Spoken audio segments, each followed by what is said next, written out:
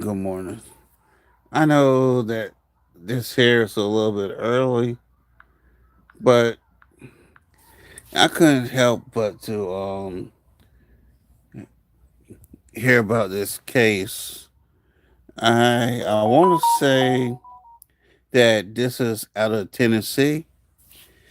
Um, I'm going to title it "Love, Lust, and the Pulpit."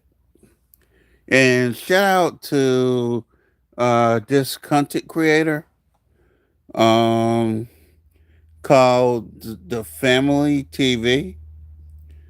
Even though I saw this on different platforms, I wanted like a condensed breakdown cause I know I could go through the whole court TV deal of it and try to break it down that way, but I decided to do it this way. Once again, shout out to the Family TV. Let's get it. Score up to 40% off in our Black Friday Cyber Monday sale. Nobody wins when the family feels away today at the age of 36. He hadn't been here at the church long, but we do know last night he was at a Collierville apartment complex with his wife and another woman. That other woman, police say, opened fire on the couple, killing Perry. And tonight, this large church community is coping with the consequences. Pastor of Mississippi Boulevard Christian Church about the recent passing of Pastor Brodus Perry. Reverend Dr. J. Lawrence Turner talked about Perry's passing with his congregation this morning. Not only have we experienced the death of Brodus Perry to violence, but the rumors swelling around his murder leave us shocked and shaken. To those of you who are wondering, how could this happen? How could this happen within our safe and loving church community? To those of you in particular who came to know him as I did during the 5 months he was at Mississippi Boulevard, I want to say I'm heavy-hearted because of your pain.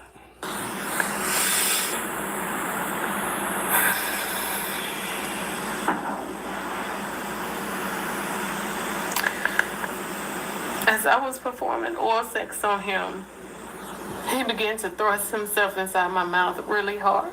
And I told him that that was hurting. Then he grabbed my hair. I had long hair, and he wrapped my hair around his hand and he started yanking it. And when he wasn't thrusting himself in my mouth, he was pulling my hair really hard. And with his other hand, he was just... Whoa, whoa, whoa.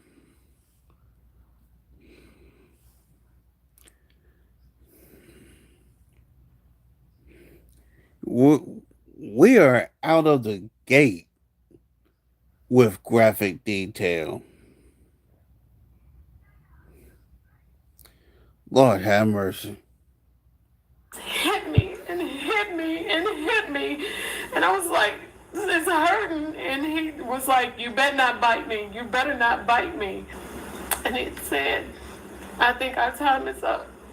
So he had broke up with me via this disappearing text. How did that make you feel?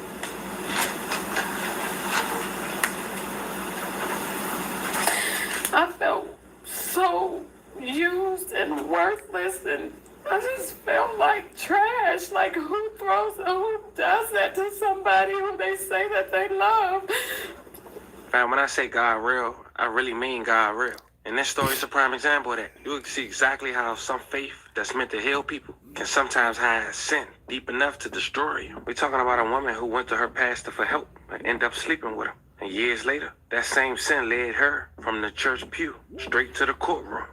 And in this one, we're not just talking about it. We're going inside the trial. We're going to hear the evidence, go over the police reports, and even listen to the testimony from the woman herself, Latasha Daniels, as she takes the stand in her own defense. So before we reveal the verdict, you, the family, gonna get to decide, do you believe she was a victim of emotional manipulation and heartbreak, or was this cold-blooded, premeditated murder wrapped in a spiritual disguise? Either way, by the time we done, you're gonna see why I say God real, fam. But before we go over this one, I want you guys to remember, I don't give you no angle. I just give you the story. So with that being said, make sure you like, comment, and subscribe. We'll jump right to it. Before the headlines, Latasha Daniels was just another woman of faith from Little Rock, Arkansas. She worked a 9 to 5, even flipped burgers at Wendy's, while studying to become a social worker. And what she did, she was loyal to her church, St. Mark Baptist Church of South University Avenue. Always at Bible study, always volunteering. You see, people knew her as smart, humble, and saved. She was the kind of woman who would quote a scripture before she cursed. But what nobody saw was the battle between her faith and her flesh. Now, the man she met was Pastor Rose Perry.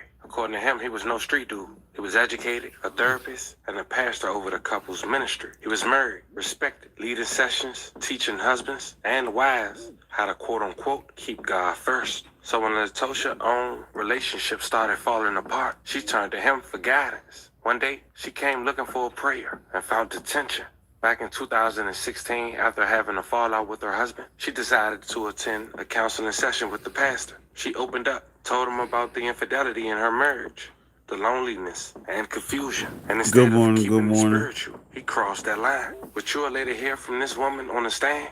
That same night, he pulled her neck and started to kiss her. And from that night on, it was intimate. Prayer meetings turned into late night talks. Late night talks turned into chemistry. And before long, the same pastor preaching about purity was sneaking around with one of his members. For a while, they kept it quiet. She believed he was her soulmate, said God sent him. But the truth is, the devil was dressed up like love. And like most forbidden things, it didn't last. Eventually, the affair fizzled. He moved on and stayed with his wife, Tabitha Rose, a hospital administrator out of Memphis. They became that power couple people looked up to. Meanwhile, Latosha felt left abandoned, used. The same man who taught her to heal left her broken. And that's when everything inside her snapped. On the night of April 11, 2019, she packed a bag, grabbed her handgun, and drove 2.5 hours from Little Rock to Cullerville, Tennessee. At around 10 p.m., she knocked on his apartment door. Inside, Dr. Zachary, of course, his wife. They were relaxing after a long day. They saw her. Surprised, but polite. They let her in.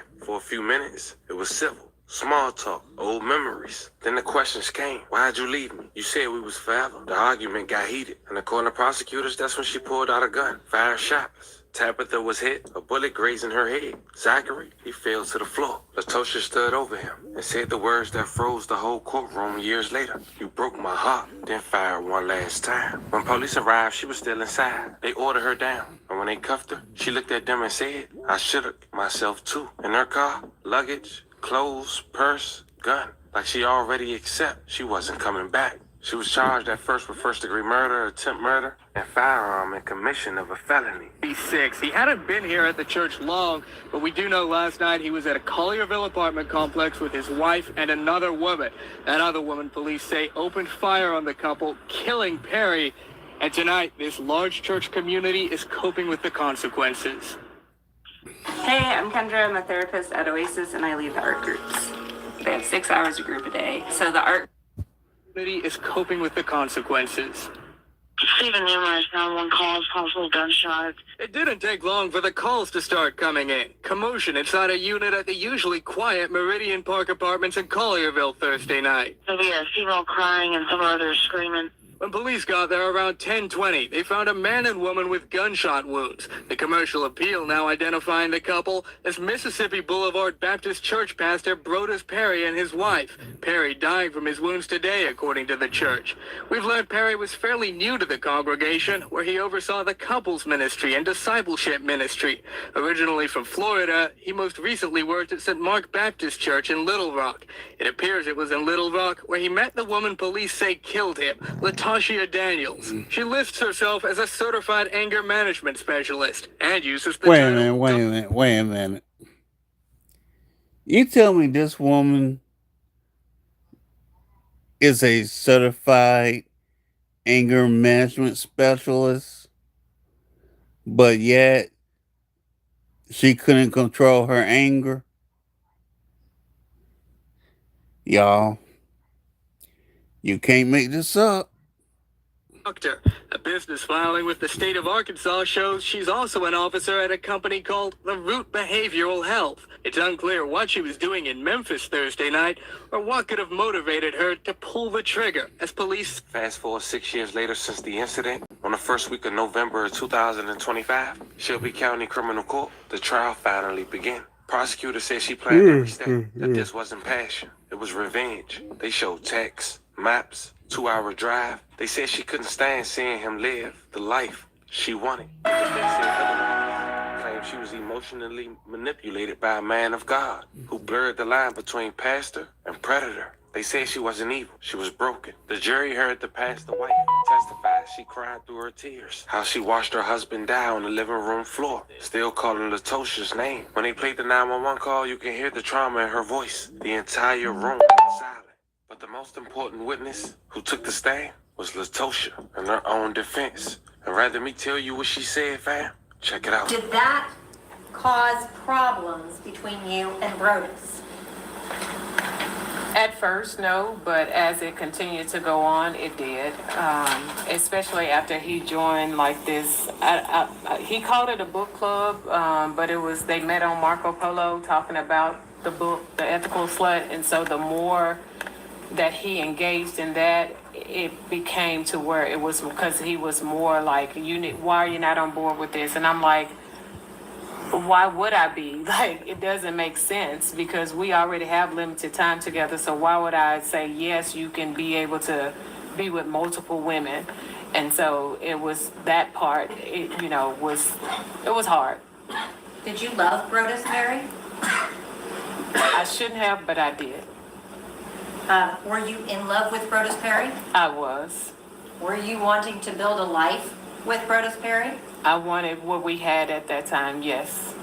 And y'all saw each other frequently, right? We saw each other just about every day. I would cook for him, and so he would come to my office to eat lunch. If he didn't come to the office, I would drop it off for him. But it got to the point to where he knew my code to my office, so he would just come in. He knew where to get his lunch, warm it up, and if I had a session, of course, he would wait out in his vehicle, but other than that, he would come in and we would sit there and have lunch every day. How did Brodus react when you told him that you were not open to expanding to allow him to have more girlfriends? He was emotionally distant. He would just use a false prophet.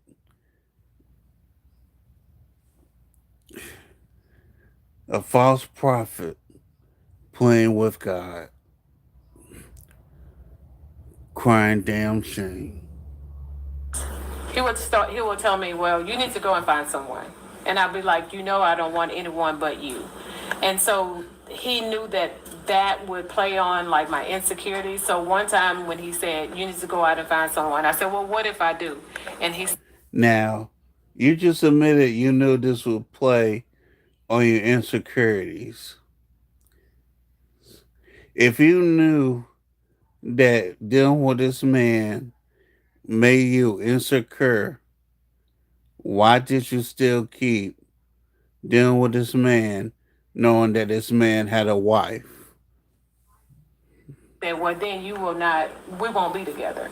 So he knew that was going to get to me because I wanted to be with him. I enjoyed our time together when we did have it. Translation, I knew this man had me and I didn't feel like going anywhere else because I thought I could, quote unquote, replace the wife. Here's what side chicks need to understand. Your lane is your lane, and the wife's lane is the wife's lane. Use the side, bitch. Stay in your place and shut the fuck up. To be with him, I enjoyed our time together when we did have it, and so he used the emotional part, the affection. He would give it to me, withdraw it if I wasn't really complying with what he wanted. I'm not saying this to be rude. I'm saying this to be brutally honest. You were nothing more than PUSSY to this man. I hate to say it, baby girl, but all you was to this man was PUSSY. Nothing more, nothing less. let's continue. wanted. Since all of this has happened, have you had time to really retrospectively consider your relationship with Brodus? Yes. I want to talk to you, we'll get back to that. I want to talk to you about that Marco Polo group, okay? Okay. Brodus was in an ethical non-monogamy group with 2 other women, right? Yes. Were you a part of that group? I was not. Were you ever allowed to be involved with that group? I wasn't. But you knew about it. Yes. Would he have let you contribute? That was the first time that of any activity that he done that he didn't even invite me to do. Did he actively keep it from you? I would say so, because with any other thing he did, even to joining like a bourbon society, like we had memberships to a lot of things together, but that was one thing that he did not invite me to.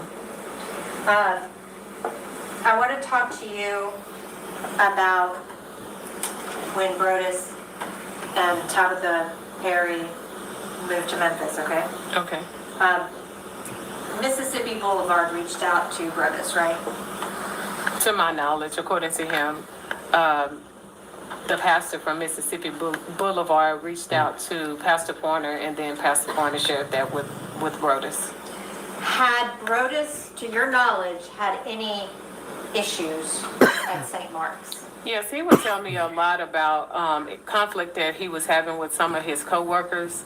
And then there was one instance where, according to him, he had misuse of a credit card.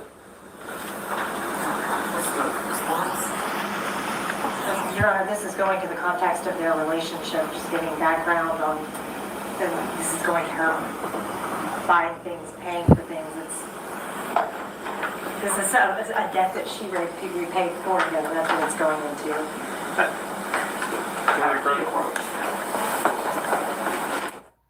Hacks and phishing attacks are getting smarter. Your protection should too. Dashlane Omnix is the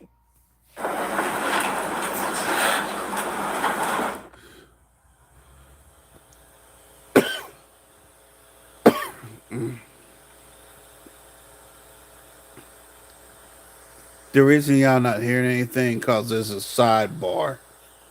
Sidebars are they cut off the sound during sidebars.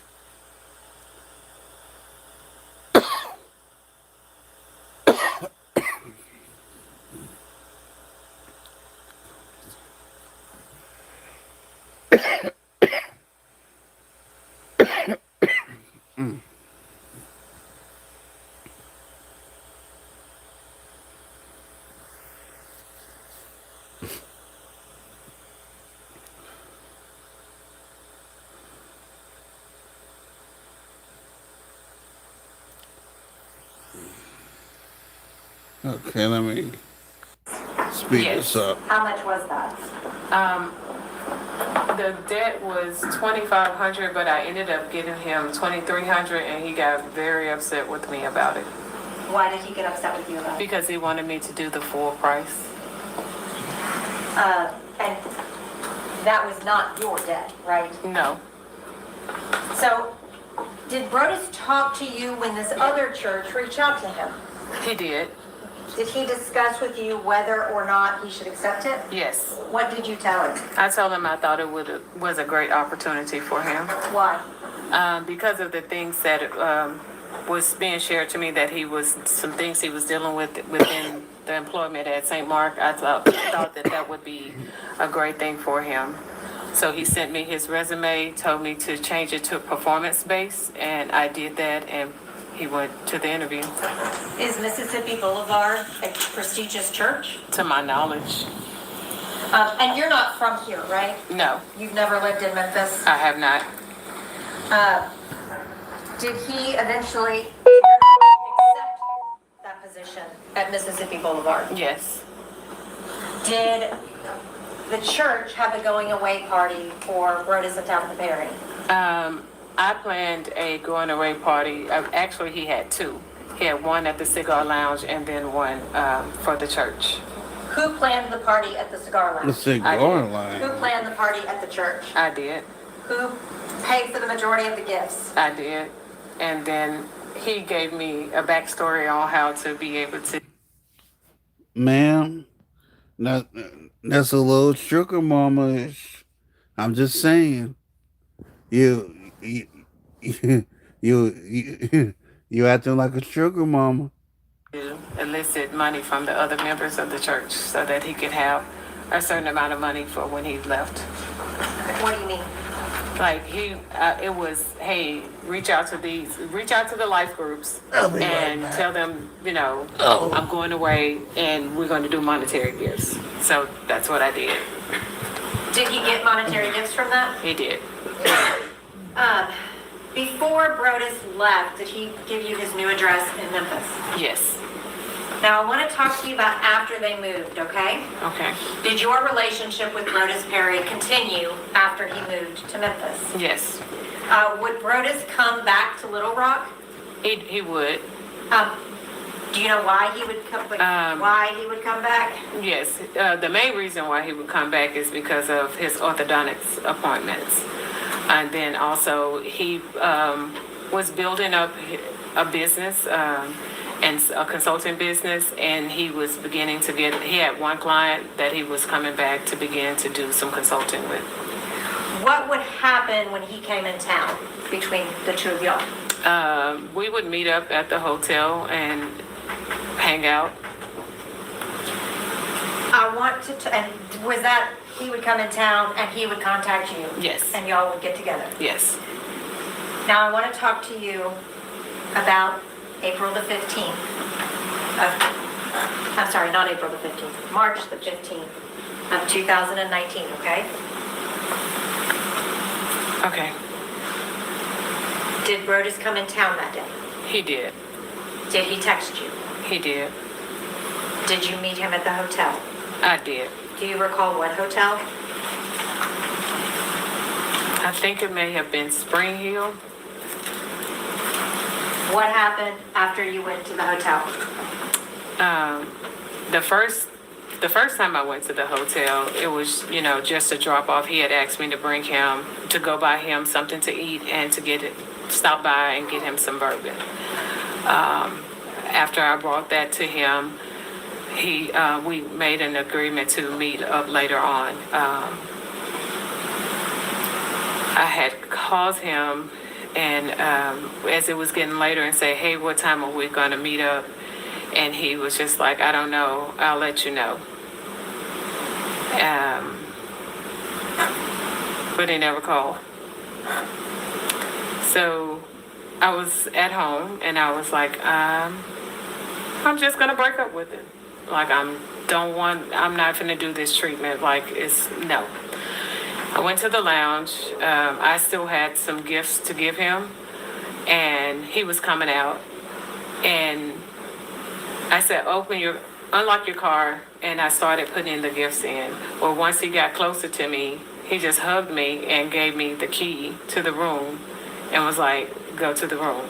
So I was like, okay, and I did. Once he hugged you, was it all better? It was. Is that kind of how it went with Brodus? Yes. So tell me about what happened after that. That was one of the times that I still had my clothes on. So of course, when he got in there, he's like, why you still got clothes on? And I was like, oh, I'm sorry. I'm sorry. I got undressed. I did tell him, I said, I was coming to break up with you because of the way you're treating me. And he laughed it off and was like, well, why didn't you? And I was like, because I really do love you. He came over to the bed, started tickling me. We laughed it off. And then as we began to engage in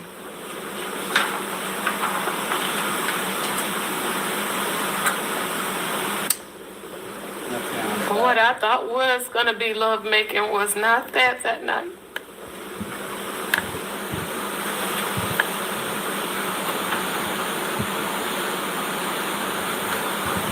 Can you tell me what happened?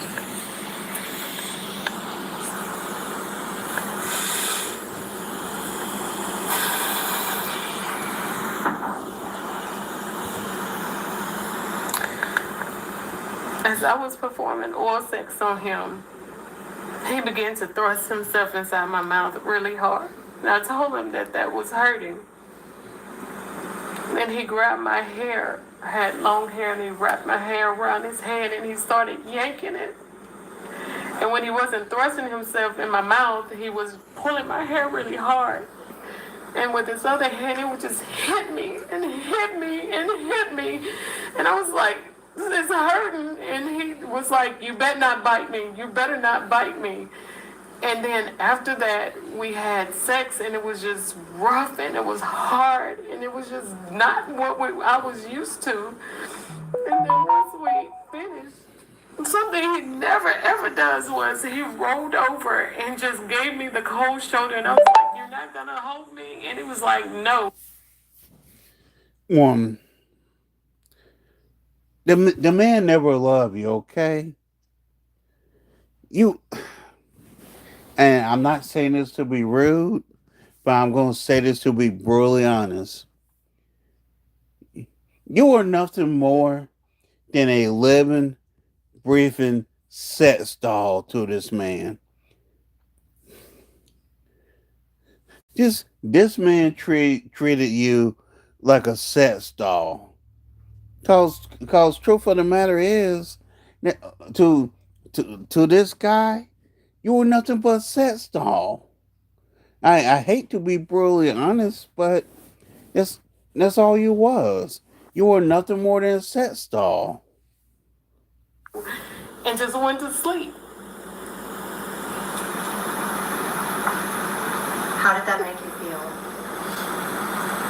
I felt so used. Here's the thing. Yes, you did get used, but unfortunately, you as a woman put yourself in the position to get used. Again, I'm just being brutally honest. Did that affect you emotionally? Yes. I was just like, why does always happen to me?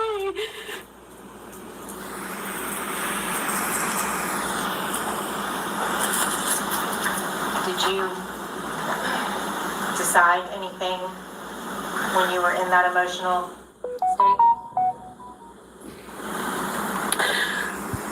Well, that particular night, I just was, that morning, we stayed the night together, and that morning he got up and he left. He was getting dressed, and I was like, where are you going? Like, we always shower together.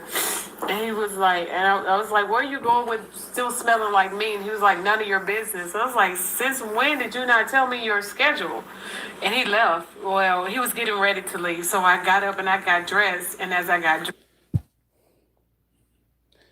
Ma'am, again, he don't owe you a damn thing. He don't owe you an explanation on any damn thing. I grabbed the key card for the room off the thing, and he laughed it off, and I left. And later on, I texted and said, hey, are we meeting up again? And he was like, I'll let you know. Of course, the day went on. I had rearranged everything, thinking that he was going to end up we would see each other earlier that day, but I didn't. And so that night, when I still didn't hear from him, I decided to head to the room. And as I was going, he was there. But in my wanting to head to the room, I had made the decision that I was going to kill myself in front of him, because I just wanted him to feel the pain that he was causing me. Y'all, this here's a broken ass woman. Broken woman. So when we got in the room, he was already in there by the time I parked and got in. And I pulled out my gun and I told him, you're about to feel the same pain that you've been giving me. Did you ever threaten him? No. Did you threaten yourself? I told him I was gonna kill myself. What did he do? He began to tell me no, and he kept saying that he loved me and that we can fix it. And I was just like, no, you're treating me so bad. And he was just like, that's not, I love you, I love you. And eventually he talked me into putting the gun on the counter and coming over and sitting there talking to him.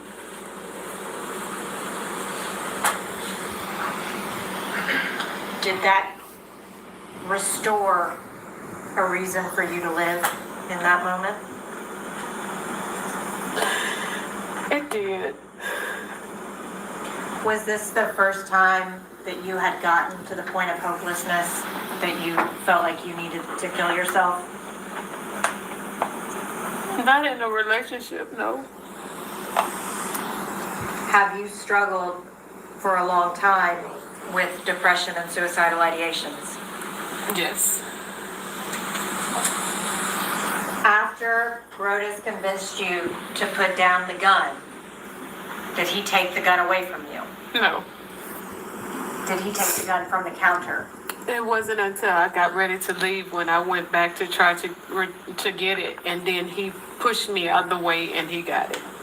He didn't want you to be able to leave with the gun? No. And was he worried what you would do with it? Yes, but he made me promise to meet him the next morning at the lounge. Do you know where he put the gun? At that time, I did not. But he kept it from you, right? Yes. And you later found out that he had placed it in a locker at the cigar lounge? Yes. My personal favorite, Jackery Explorer 5000 Plus with the expansion battery pack, and I have it paired with the smart transfer switch. I have integrated this Jackery into part of my main solar power. When I first got this, Here we go. And you later found out that he had placed it in a locker at the cigar lounge? Yes. After that happened, did you realize that you needed a little bit of time? Yes. What did you do? I made a plan to go and be with my friend. She is a therapist, but I just needed to get away, and she had an extra room. And so I just told her that I needed her to watch me and to just be there if I needed her. Was she in Little Rock? She lived in Pine Bluff, Arkansas. So how far away from Little Rock? About a 45-minute drive. Is she someone that you also worked with? Yes. At that point in time, were you pretty desperate? Yes, I even was going to go and be with another friend of mine who was a clinician, but she lived in St. Louis. But she then, by the time it was for me to leave one friend to go to her, was then going through some marital issues herself, so I decided not to go to her house.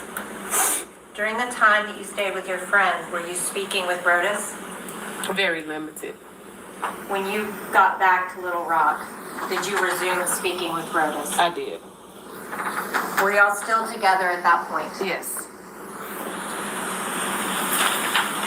I want to talk to you about April the 4th, 2019, okay? Yes. Can you tell me about the text that you got on April the 4th? I had sent a regular good morning text. I didn't hear anything from him that morning. And then later in the afternoon, I seen what he had responded. And so I opened it up. And it said, I think our time is up. So he had broke up with me via disappearing text. How did that make you feel?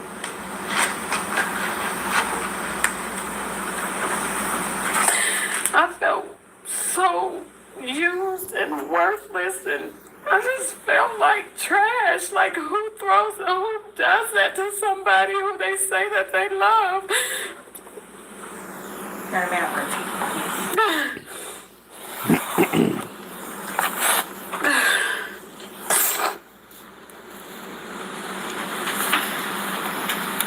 How did you react after you read that?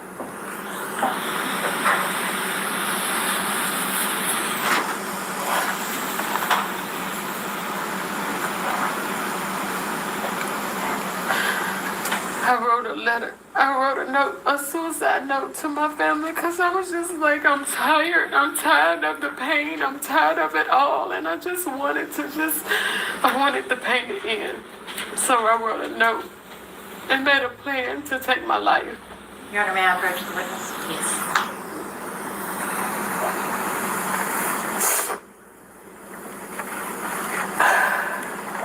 Natasha, do you recognize that? Yes. What is that? This is the note that I wrote to my family. Your Honor, I'd ask that that be made the next numbered exhibit. Any objection? Objection, Your Honor. 322. We'll show the suicide letter is 22.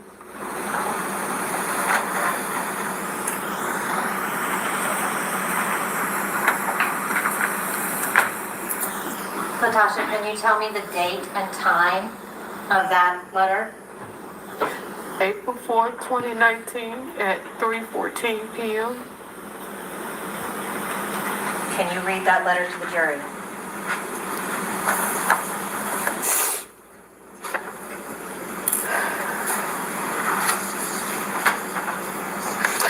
To my family, I'm sorry that I have let you down.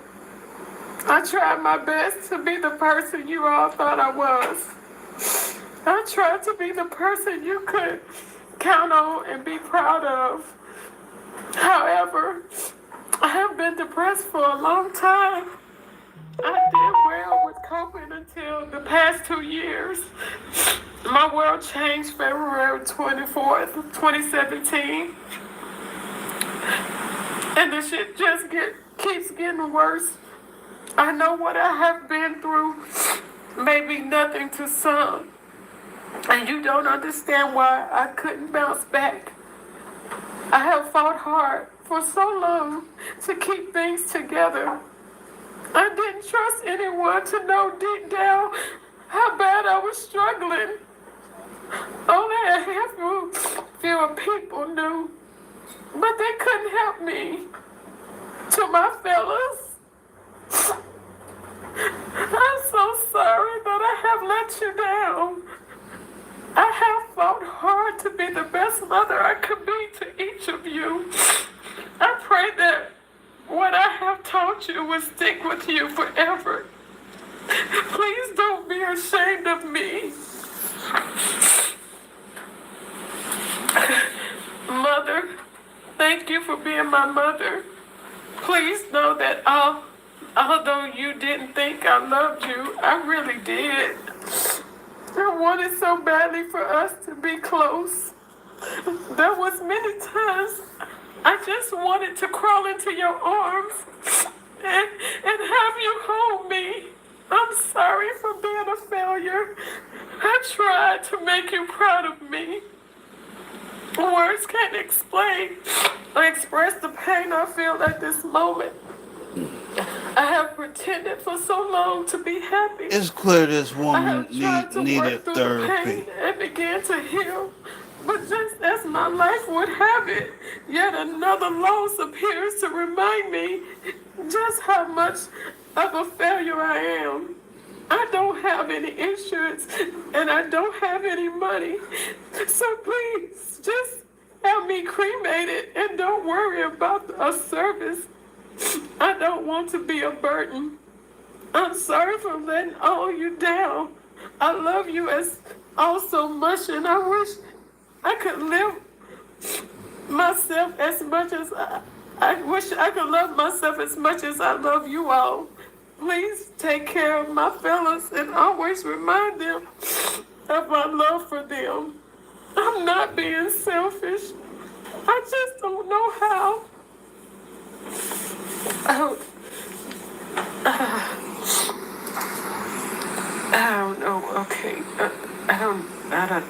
this got out of hand, but it says, I'm sorry for letting all of you down, and I love you all so much. I wish I could love myself as much as I love you all. Please take care of my fellas and always remind them of my love for them. I'm not being selfish. I just don't know how to continue bearing the pain I have felt for over 25 years of my life. With each loss, hurt, disappointment, etc., I've experienced through the years, it only added to my current state of mind. I thought I could continue to push through and be strong, the strong Tasha everyone know, but I can't. I'm weak, and I have been for over the past year and a half. I thought I would bounce back. I prayed consistently, but I guess God no longer hears my prayers since I wasn't doing His will. I'm not perfect. I've messed up so many times in my life. The thing I wanted to be the most successful in, I messed up not once but twice. Well, really 3 times. I will leave that for you all to find in my journal.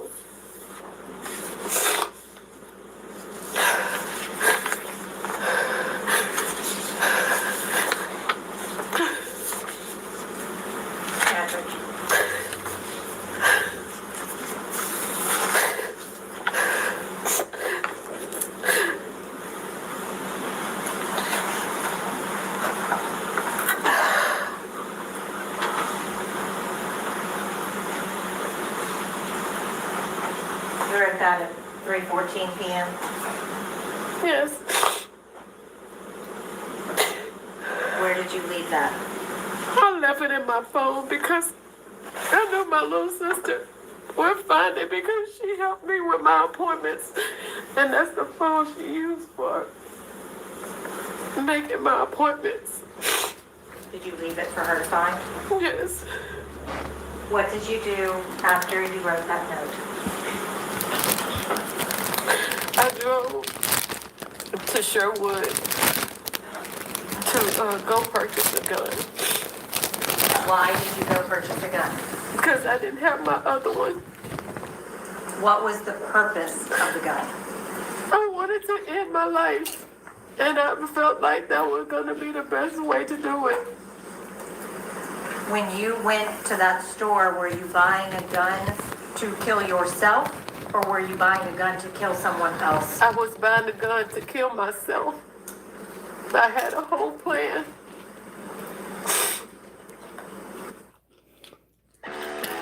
Every pair of Brunt boots comes equipped with our innovative Brunt Switch Fit adjustable width system that allows you to adjust the width of the boot from a regular D fit to a relaxed double E fit. I had a whole plan.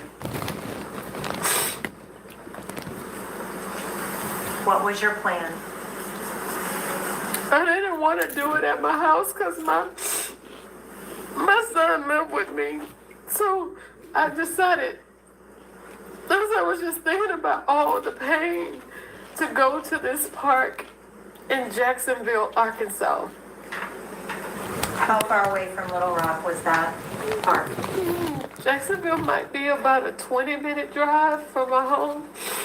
And the reason why I chose that was because that's where Brodus was. He wasn't from Jacksonville, Arkansas, but the Jacksonville part of it was attached to him. And the name of the park was Johnson Park, which was attached to my second ex-husband. And then Ray Road, my daddy's middle name was Ray, so I just associated with all the pain from the men in my life, and so that's where I was gonna go. How did you go there? I was gonna drive in my car. It's from my home, it would have been straight down 440. Is that an interstate? Yes. Notice that she says she has been married and divorced twice.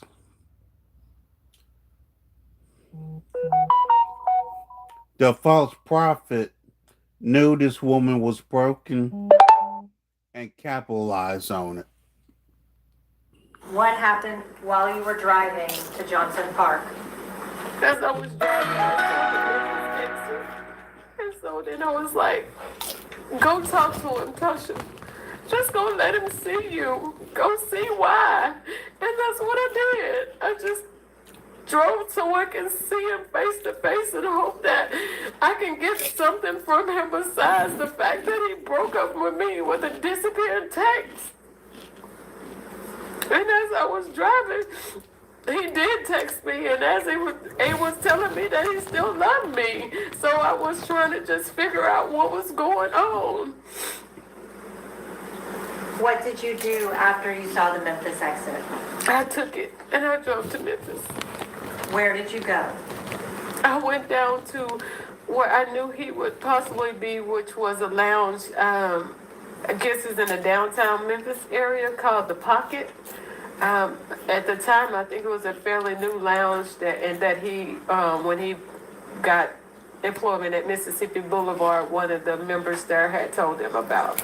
Did you go to The Pocket because Brodus told you he goes to The Pocket on Thursday? Yes. Do you remember what time you arrived?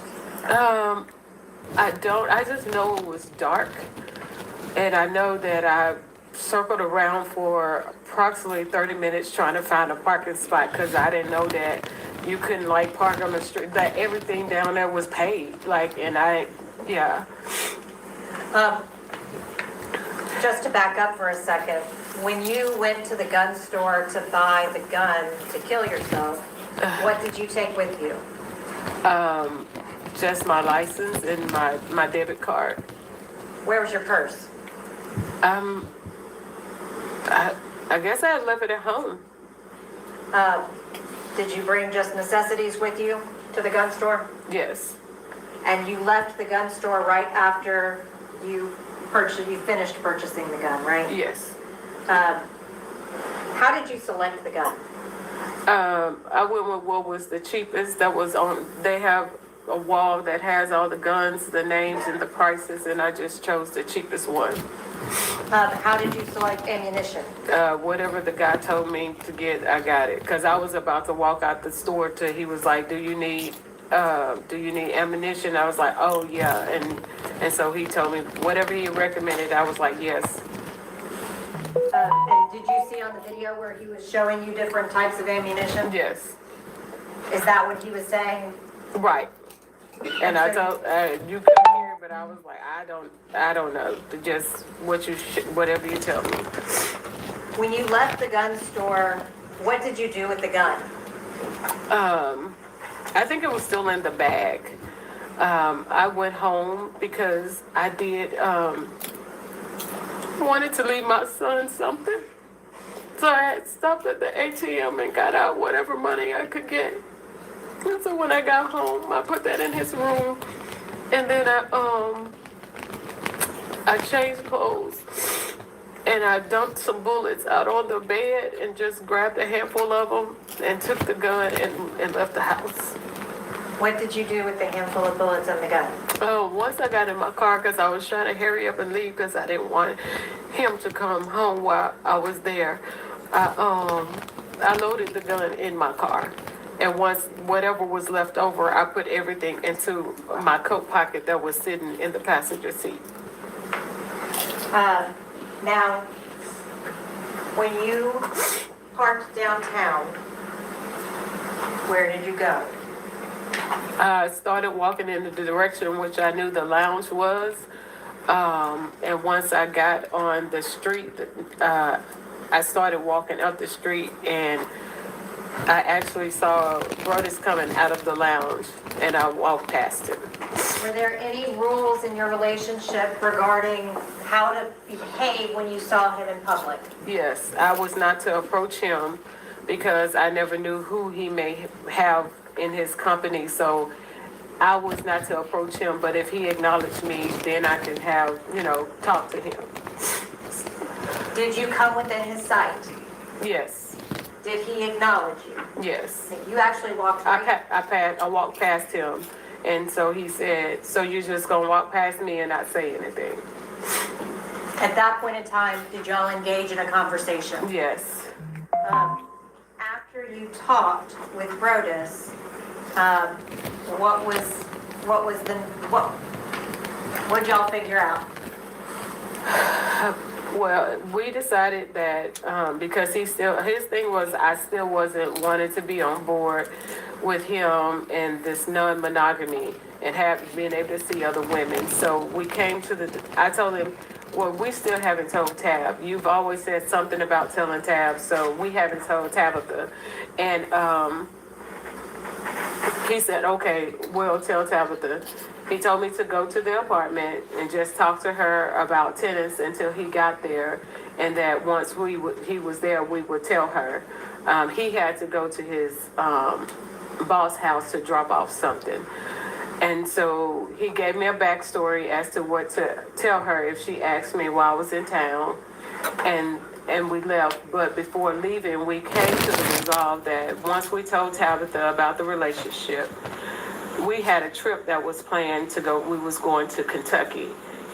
If she said yes, then that would be a new start, a fresh start. But if she said no, then that would be the trip that we would end. During the 2020 lockdowns, my back was wrecked. I gave in and bought a Secret chair, and honestly, it was a total game changer. One of my favorite features is the pebble seat design. I often sit cross-legged or change positions throughout the day, and this chair actually allows for that comfortably, which is rare. Think of it like a high-quality mattress, firmer than they expect, but that's actually a good thing. At around £500, it's less than half the price of premium office chairs.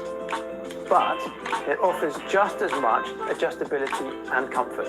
If you're sitting for hours, investing in your setup is one of the smartest things you can do.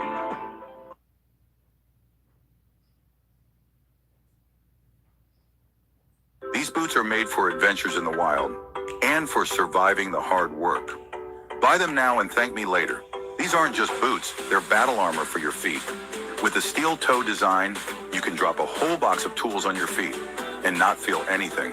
Kevlar puncture-resistant midsole prevents foot injuries. Waterproof tech layer on the upper. 100% waterproof. Professional-grade non-slip rubber outsole means no slipping at all. Antimicrobial orthotic insole makes feet feel like they're being hugged by clouds. With a wide toe cap and arch support, your feet will feel like they're on vacation. Right now, these boots are 70% off for a limited time. Get them before they sell out. Your feet deserve better.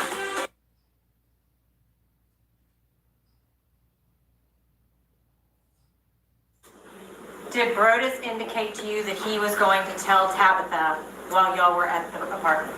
Yes. About your relationship? Yes. And what would have happened, or would you have been allowed to tell Tabitha without his okay? I didn't know. What, would you have been able to continue a relationship with Brodus if you had done that? No. So I want to talk to you then about when you left downtown, okay? Mm-hmm. Where did you go? I put in the address that he had given me, and so that address did say Collierville. I didn't know how far away it was or anything. I just placed it in the GPS. Do you remember what time you arrived at the apartment? I know it was late. I just remember when we were there and we were talking, I remember the news coming on. Probably around 9 o'clock? Yes. So you left Little Rock, Arkansas at approximately 5 o'clock, right? And drove to downtown Memphis, right? Yes. That takes about 2.5 hours? Yes. How long would you say that you were talking with Brodus? We talked for a while because I remember the valet pulling the car up a ways and getting out, and just because he was sitting in there waiting on him and we never did, so he just pulled it up and we continued to talk. So then you left downtown, it was dark? Yes. Drove to Collierville? Yes. What did you do when you arrived at the apartment? I circled around because I couldn't, it was dark and I really couldn't see like numbers or anything. So I circled around, and then I guess eventually I found the building number and I parked and found my way to their apartment according to the address. If I may just have one moment, Your Honor.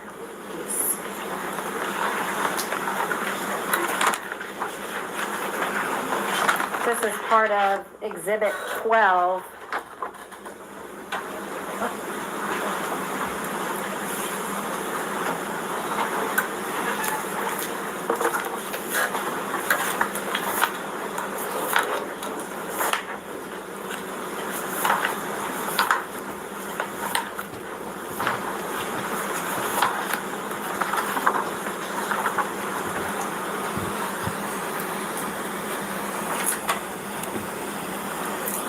Latasha. Before he got there. And then she told him she had a surprise for him. When Tabitha let you into the apartment, did she close the door behind you? Yes. You and Tabitha were sitting alone in the apartment with a closed door, right? Yes. Would anybody outside of the apartment have been able to see in through that door? No. How long did you sit talking with Tabitha? Again, I know the news ended up coming on, so maybe 15 minutes or so. At any point, did you pull your gun out and threaten Tabitha? No. At any point, did you verbally threaten Tabitha? No. At any point, were you trying to hurt Tabitha? Not at all. Were you happy to be there about to have this conversation with Tabitha? Yes. Was Brodus there yet? No. Now, I want to talk to you about when Brodus Perry arrived, okay? Okay. When he walked in the door, could you see him? Yes. Can you describe his demeanor when he saw you? When he came in, he didn't look surprised or anything, which is what I thought he would do since he knew I was going to be there. But he was just like, I think Tal was like, surprise. And he was like, this is not a surprise. I thought you had some keto cookies for me. And from there, he was like, what are you doing here? And then I went with the story again that I was in town for a conference. And we just kind of started engaging in small talk. He came and sat beside me. And then after about a minute or so, was like, would you like a pour?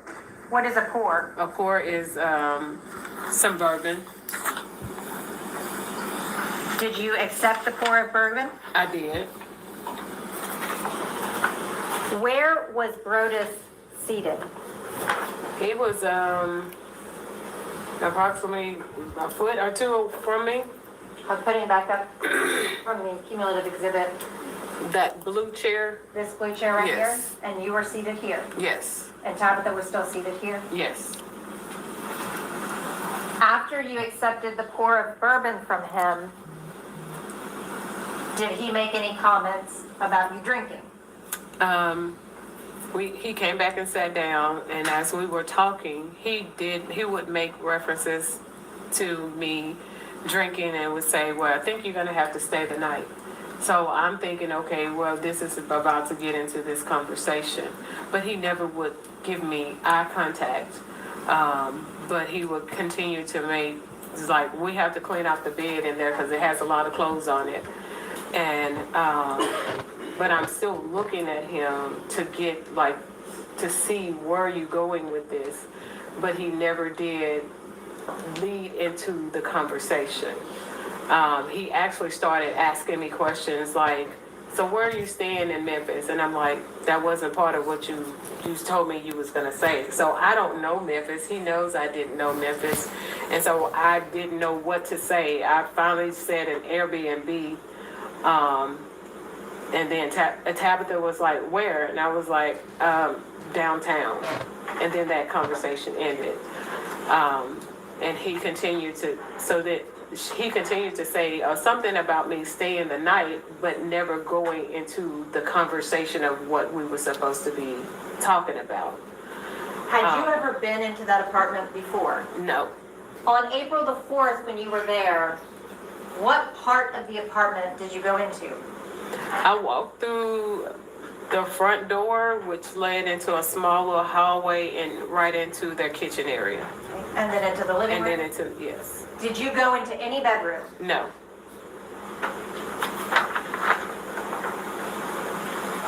This is part of the cumulative exhibit 13. Did you ever go into the guest bedroom? I did not. What is all over the bed in the guest bedroom? Clothes. Had you seen that? No. But those are the clothes Brodus was talking about? Yes. When he was talking about clearing off the bed and you sleeping over, did you think that was his jumping off point to talk to Tabitha? I thought so. How were you feeling at that point? Very nervous. Were you also excited? I think I was more nervous because I just didn't know which way it was going to go, but hopeful. At some point, you lost hope. Yes. And you said you were going to leave. Yes. Why did you decide to leave? I saw that it wasn't going anywhere. Like I said, he was not giving me eye contact. So I knew, or I felt like he had changed his mind. And I just didn't want to keep sitting there feeling, at that point, stupid. What happened after you said you were going to leave? Tabitha got up, he got up, and so she began to tell me about watching for the police, because I had been drinking. Had you drank a lot? No, not at all. But she still was just letting me know. And she began to walk toward the door. And I asked him, would he walk me out? He said no. And I said, why not, sir? That's Southern hospitality for you to walk a woman outside when it's dark. Because I wanted to just get him to see, like, what happened. Why didn't you follow through? But he refused to walk me out. So Tabitha opened the door and was walking out. I was still trying to get him to walk me out. And as I reached into my pockets to get my keys, I remember being outside the door, and then the next thing I was standing in their kitchen. Do you deny that you shot Brodus Perry? I do not. Do you deny that you shot Tabitha? I don't, but I know it wasn't intentional. Did you mean to shoot Tabitha? No, I wasn't trying to hurt anybody. When you went to that apartment that day, did you intend to use your gun on either Brodus or Tabitha? No. When you went there, what was your purpose in going there?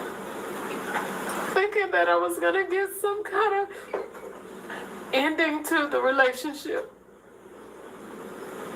And what do you mean? Like, okay, of course, after I got to, talking to him at the lounge, we had a plan. It was either going to be a start or an ending, but it was something that I could see, like I knew it wasn't just a disappearing text, but it's still, I love you, So I went to the apartment, I guess, for lack of a better word, to get some resolve.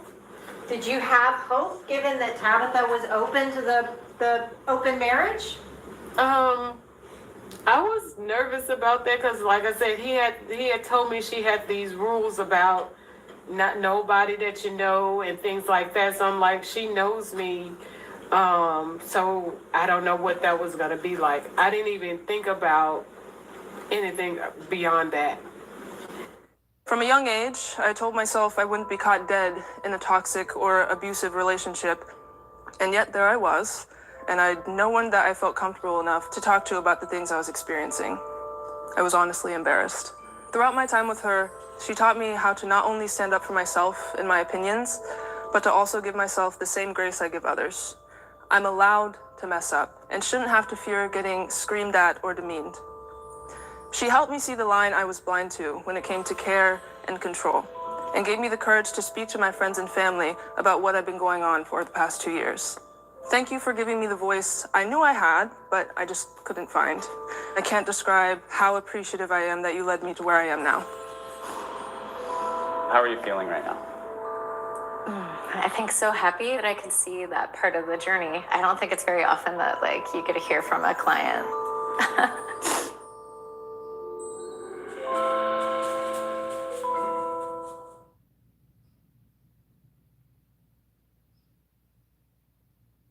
Sora 2 is now on Artlist.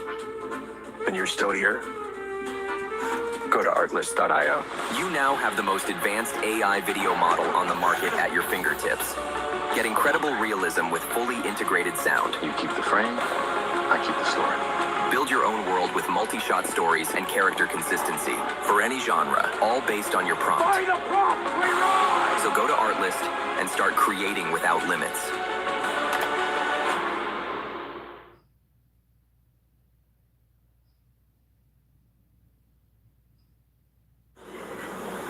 As far as Tabitha goes, this is a person that you became friendly with, right? Correct.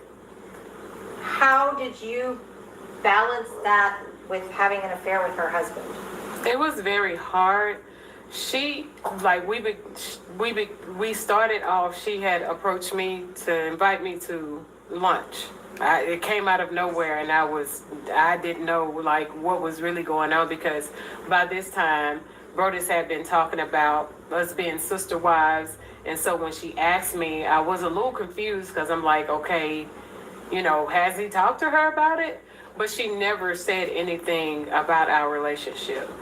Even when we began to play tennis, it was her who initiated it, so it was uncomfortable for me, but we were friendly. And it was hard, but I still did it because I wasn't going to tell her because I love Brodus. When Brodus told you that he wouldn't walk you outside, he said, Tab will do it. How did that make you feel? Rejected, unworthy, stupid. I'm so stupid. And it hurt so bad. Were you angry or were you hurt? I was hurt. Were you thinking clearly when you pulled the trigger? No. Were you reacting to that situation? Yes. Was that a traumatic situation for you too, in retrospect? Oh, yes. I hate what happened. I'm so very sorry. I never wanted to hurt anybody. I've spent most of my life helping. I never would intentionally try to hurt anybody. Did you ever plan to kill Brodus Perry? Never. When you drove to Memphis, were you driving to Memphis to kill Brodus Perry? No. Why did you drive to Memphis? I drove because I just wanted to see him. Why? I wanted him to explain why he did that. Did you hope he would say, we can be together? Yes. Did he give you that hope when you went to the apartment? He did. Did he yank that hope away? He did. As he often did. Did you break in that moment? I shattered. Did you ever intend to hurt Tabitha? No. Did you ever realize that you had shot her? No. That's all I have. Cross-examination.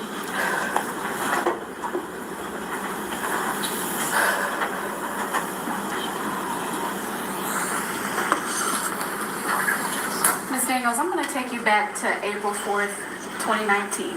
at around 4 o'clock. You remember yesterday when we introduced that surveillance footage of you at the gun store, right? Yes. And you know that that was you in the gun store. That was me. And you purchased a gun that day. I did. And you also purchased ammunition that day. I did. And when you went to that gun store, you brought your state-issued ID, correct? Yes. And you brought your credit card, correct? I did. And once you left with that gun and the ammunition, you didn't go to Jacksonville, did you? No. You drove to Memphis. No. I drove home. But you eventually ended up in Memphis, did you not? That is correct. And you chose to go see Brodus Perry, correct? Yes, I chose to go see him. A man that you chose to be involved with. When I first encountered Mr. Perry for counseling, I did not choose to be with him. I went to him for direction, not a relationship. It's a yes or no question. You chose to be involved with him after you met him, did you not? Yes. And when you got to Memphis, and after you talked to Mr. Perry, you drove to his apartment, correct? Yes, I drove to his apartment. And from Sherman, Arkansas to Memphis is about a 3-hour drive, right? According to what has been said, I wasn't counting. And when you got to that apartment, you talked to Mrs. Perry. Yes. And when you got to that apartment, you stayed there and you talked with her for about 20 minutes. Correct? Yes, we talked for about 20 minutes. And then once Mr. Perry got there, you talked to him. Yes. And while they were gracious enough to walk you out of their apartment after an unexpected visit, you got your gun out, didn't you? It wasn't unexpected for him. But for Miss Perry, it was. It was. And after you exited, you decided to take your gun out, correct? No. And after you exited, you shot Mrs. Perry, did you not? And my Yes or actions resulted in them being shot, yes. And then you shot Mr. Perry, did you not? It wasn't a conscious decision, but yes. But you didn't do it because you lost control. You did it because you thought you deserved it. No. I love Brodus. I would have never intentionally hurt him. No, ma'am. You did it because he broke your heart. No, ma'am. No further questions, John. Were you in a good state of mind that day? I was not. I was not. All day? I was not my healthy self. No. When you came to Memphis, did you come to Memphis out of anger or out of love? I came out of love. Did Brodus expect you to be there when he walked in? Yes. Did that visit go the way that you expected it? It did not. Did it end the way you expected it to? It most definitely did not. Did you go there to hurt anyone? No, I did not. Who did you plan to hurt? I wanted to hurt myself. I wanted to end my own life that day. That's it, and that's all.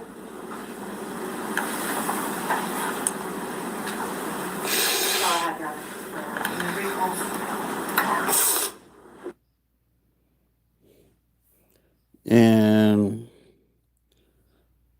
that's it, ladies and gentlemen. As you can clearly see, this woman was broken. The pastor was nothing more than a false prophet, and the poor wife got shot, and not knowing what the HELL went down. Like, share, subscribe. See y'all later. Peace.